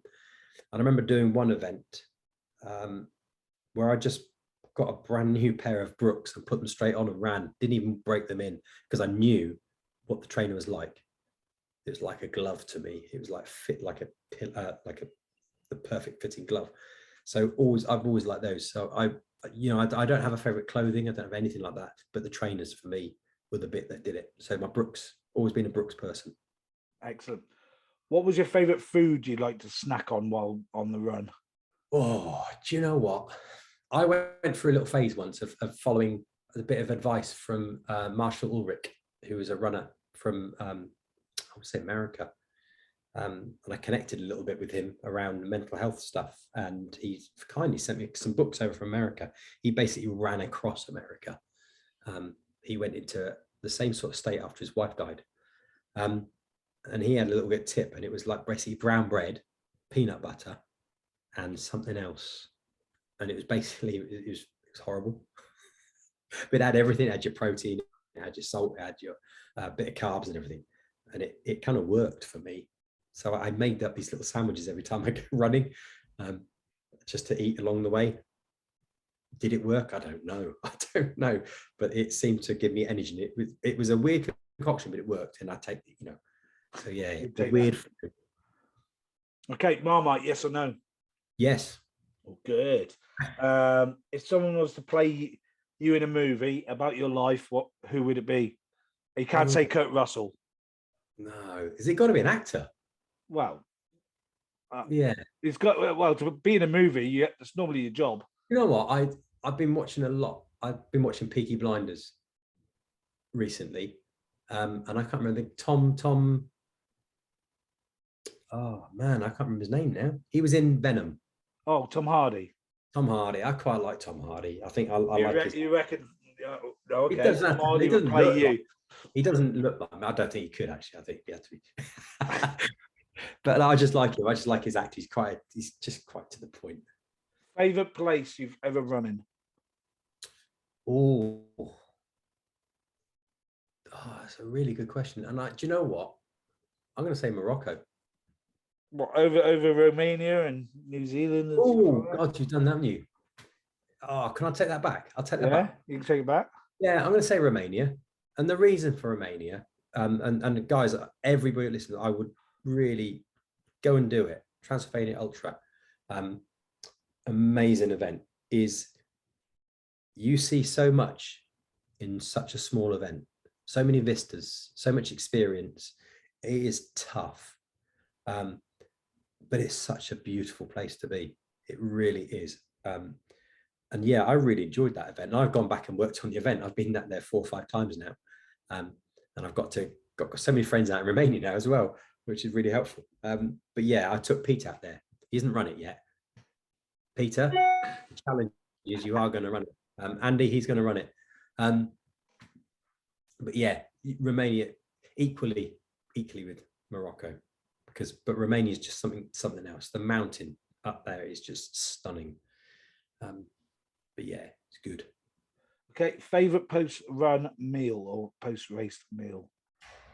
Do you know what? I'm not a pasta person. I kind of go keto a little bit. So post-race, it'd be a curry for me.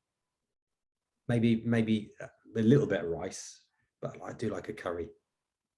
Okay. Do you have a race that you would have loved to have done? Love to have done. I would have loved. So there was a point where me and Pete were actually going to go out. We're good friends with Mark Hines. In fact, Mark Hines actually, I think I can safely say, is inspired by Pete Drummond. But that's a little side story that Mark Hines and Pete Drummond only know about. But I would have loved to work. I wanted to do the jungle and the ice to complete the set. So I would say over those two, I hate the ice. So it would have been more of a challenge to me. So we wanted to do Mark was going to put on Snow and Ice Ultra. And if I couldn't have done that, it would be the Iceland one, which is Dave Annandale's Fire and Ice, because Iceland, again, beautiful place to run, gives you so many things to see and to do. So I think it would be anywhere around that sort of northern ice polar ice area. Not the North Pole Marathon with Ted, no? No. Not if I have to wear what he wears. Very little from what I've seen. Exactly. Okay, if there was a song about your life, what would it be? Anything about Never Give Up. Always look at the bright side of life by Monty. Yeah. There's a story that Paul Cross will know. So Paul was the guy I ran London to Brighton with. He's ex-commando. He'll probably shoot me. It might be para. Commando. And I got to a point just when you cross the M25. So it's about, remember this is 62 miles. It's about, I want to say 28, 29 miles in. And I had, when you start getting little blisters on your feet, I can only have what I liken to a shot in my foot. And I remember I had to stop dead. It was like someone banged, it's like someone got a hammer and hit the toe. I remember taking off my shoe and there's blood everywhere. And my little toe had literally split. And it was quite horrible. And Paul just looked at me and said, not finishing is not an option. Oh, that's no problem. And now I go back to what I said about personal resilience. What things in the fire service, what Athelstan taught me, what running has taught me, what the desert has taught me is I liken this to a pair of new shoes. And women will adhere to this when it's high heels. You wear them for the first few months and after a while the pain goes away. So I remember redressing my foot and we were on a downhill at the time. So every time I'm hitting my foot, my toe is hitting the front of my shoe and I'm in agony. And I remember taking a paracetamol, just carried on, and within about a kilometre, pain had numbed. It'd gone, completely gone. And I just ignored it. And we did finish. And I took that to the MDS. I remember the MDS, my feet were wrecked, and we had to do the last marathon stage. And I waddled from the hour 10 to the start line, took me about 20 minutes to get. And I remember saying to Pete, I said, Pete, how are we going to finish? How are we going to get this? How are we going to get there? And I remember doing exactly the same thing. We got to the start line and we just started jogging, and the pain was intense. And I remember our view was, just keep running, the pain will go away, the pain will go away. And I taught myself all the time. You push through pain, it will go away. Your body adapts so well to it. And when I said a marshal for Action Challenge, the amount of people I've seen, we helped through that event. I remember 2 police officers that me and Susan picked up at London to Brighton. Sorry, this was on the Thames Path, this one was. And they were about to quit. And I remember just, we walked with them, and that was they had about 20 miles to go. And we just kind of gave them some paracetamol. My wife gave one of them a pole, and we just said, we walked with them. She said, don't make the call. They were going to phone the control and say, we're going to pull out. We said, don't alter your gait, just go, it's going to hurt, just keep going, just keep going, keep going. We got them to the end. And that same thing, it's amazing what your body will achieve, is quite phenomenal. And people like Dan Lawson, people like Adam Holland, people like, these that have done silly, long events, they will know that. They will know that your body will be screaming at you. And I read an interesting article in a book. It was a forward to a book, which I wish I'd read. And I wish I'd got the book now. And it was all about pain in the body. Pain is actually, it's your mind telling you there's pain. If you can, there's tricks to get over that. I mean, you can teach your mind to actually park the pain away, because actually you're not in pain. It's just your body protecting you. And there's coping mechanism to get away from that. So when your knees are screaming, your knees aren't screaming. That's your pain receptors and your mind telling you your knees are hurting to protect your body. Get over it and you can actually achieve things. And if I could find the book, I will tell you one day what it is. But it's always psychological in the head. And that's why people like Dan, and that's why people like Mimi can achieve amazing things. Because they're fit and they can do it really well, and they're just naturally built runners. I'm a plodder. But there is a lot of psychological around it. That's why things like Transcendence, where they do you get in that state of trance and you just keep running. So yeah, that was a very long, short, quick answer. Yeah, a very long, quick fire. Pizza, pineapple in your pizza, yes or no? Yes. And I went to Spain once and had a fruit pizza. I've seen and chocolate pizzas and all sorts. Is weird. Amazing. Peach, banana, pineapple, and something else on it. I can do pineapple on the pizza. I can't do like a dessert pizza. Just not right. I just had to try it because I saw it. I thought, yeah. Okay, and finally, sporting hero. Do you have one? Sporting hero. Oh, do you know what? I've got so many. That's the problem. I've got so many sporting heroes. Yeah, I've got too many. I like underdogs. Do you know what? Sporting hero. I met Deborah. I think it's Deborah Veal now. It was Deborah Searle. She's a Plymouth girl. In fact, did you come to my thing at Plymouth where we did the talk, where Mark Hines came to? Yeah. So Deborah, so you'll know Deborah. Deborah, I like stories about people who have overcome things. Now, for those that don't know, Deborah took on the transatlantic rowing. And within first few days, her then husband, I think he was husband at the time, basically didn't take to the rowing, and bailed out on her. And she was told by the organisers, now we're talking about, very early in the race, she was told by the organisers at the time that if she carried on, she'd be disqualified.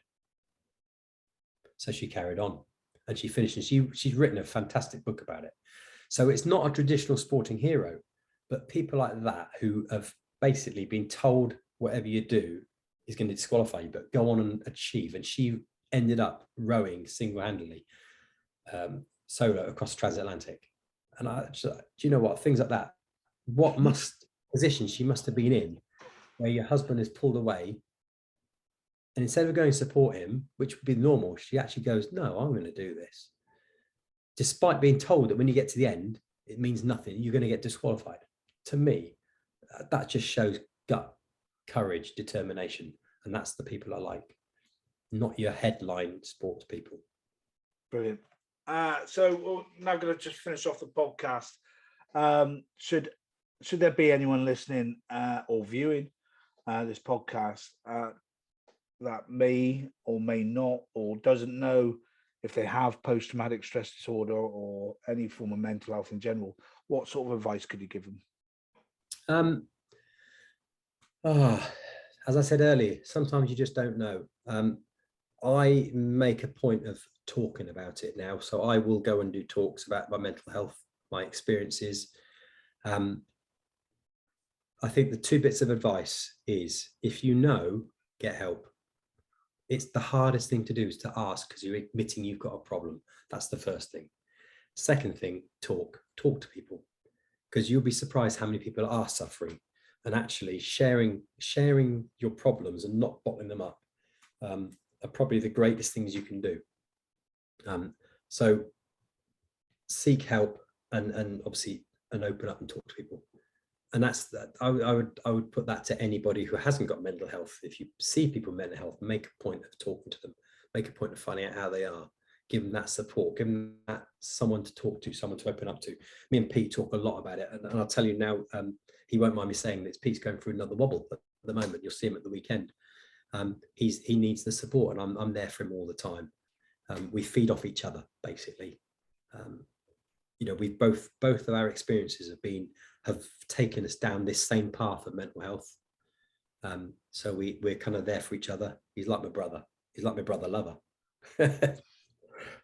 Not in that way, obviously. Brother from another mother. Yeah, I've got a lot of time for Pete. I wish I'd met Pete when I was 9, because I think we would have had a bloody good life.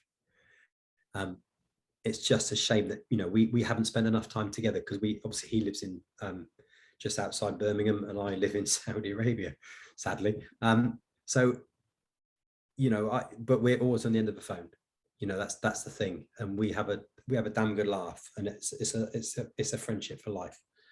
And for our mental health, that's really, really important, because I know I can pick up the phone to Pete and vice versa, and having someone you can trust to open up to, cry in front of. We've shared some emotional times in Romania, the desert, at Hope, other places. Having someone you can feed off is really, really important. Someone you can open up to and trust, that is going to give you the advice you need. But yeah, and if you're really in trouble, go and get help. Go and speak to someone. I just wish, and this is political, don't get political, Mr. Slay, I just wish there were better services through the NHS for people with mental health. That's my biggest thing. But there are some great charities out there, especially for us. I can plug 999 PT or PTSD 999. They do some fantastic work. We've got Mind, Blue Light Mind, things like that. So there's some great charities out there. But it's sad that it has to be charity driven. It should be government driven. And things like Grenfell, things like the military side, the cost of living, you're going to see it a lot more now. So I think everybody needs to just reach out for each other, because it's going to get tough over the next couple of years. There's no doubt about it. Excellent. It's been really great chatting to you, Danny, and catching up. Obviously, I'm going to see you in a couple of weekends' time. No, you're going to see me in a week's time. Wow. You better be there at the right event. Yeah, we'll be a week. Yeah, just it's 2 weekends, but yeah, over a week's time. Obviously, we'll have a finish up chat after this. But from the podcast, it's been really great, Danny, for you to give up your time and to chat about it. I think, and I've said it on a lot of occasions, most ultra runners, especially ultra runners, really, most of us have a story to tell. There's a reason why we get into running, the reason why we start pushing ourselves. I think the more, like you just said, the more we start talking about it, the more others might start talking about it, and it may have a little knock-on event, which will only be for the better. Yeah, absolutely. And if I've been fortunate. There's a guy called Phil Hewitt who lives in Chichester. He was basically stabbed in South Africa, left for dead. He's written a couple of books now, and he wrote a book, which is a collection of stories of people who've exactly gone through the same thing. And I was really fortunate that he reached out to me. So I have a chapter in that, and it's a book I can plug it because I'm in it, but it's worth a read for anybody because there's some really good stories that most runners will relate to. There are some runners there who are running because they run, but there's a lot of runners of our age, ultra running. When you look at the ultra running world, it tends to be people in older life. And when they start doing these events, a lot of them, not all of them, but some of them will have a trigger that's caused them to do this. And a lot of it is around to mental health or life. They just get to a point in life, they think, you know what, I'm just trudging. I need to do something completely different. And I think people by our age have built up that personal resilience, and they'll take to ultra running because they don't want to run fast. They want a nice, slow, long plod, just to do stuff. And so the book Outrunning the Demons is quite a poignant book for me because it gave me a way to tell my story. Christmas is coming. Go and get it. No, that's great, Danny. Much appreciate. I will see you at Hope. You will. And, I hope you do. Yeah. Thanks for coming on. It's a pleasure. Thank you very much. So that was Mr. Danny Slay. What a fabulous insight to his life, and it's so kind of him to come on and talk about it. I've known Danny now since 2013, 2014. And he's a fabulous guy. And we take the piss out of our friend Pete as well. But they both have a connection. They both have stories that they need to be told. And if anyone needs to chat, needs someone to listen, or just talk about anything, go for a pint, go for a coffee, I'm sure those guys would happily help out where they can, and as would I. Just drop us a line, drop us a message, and we'll arrange something if you want to go for a run, or just sit down and have a chat, a cake or something, by all means, or just if you just want to message, it doesn't matter, just let me know and we'll have a chat. But what a cracking episode. A long episode, so it's ideal for those long runs and stuff. But I hope you enjoyed. If you did, please share it, please like it, please subscribe to the YouTube channel. Leave us if you're on Apple, leave us a review. That'd be great, because it then pushes us back up the charts. I've been in the charts recently, so it's been quite good to get us back up there. Share the love, and those that are going to Hope, I will see you very soon. But otherwise, ta-ta for now.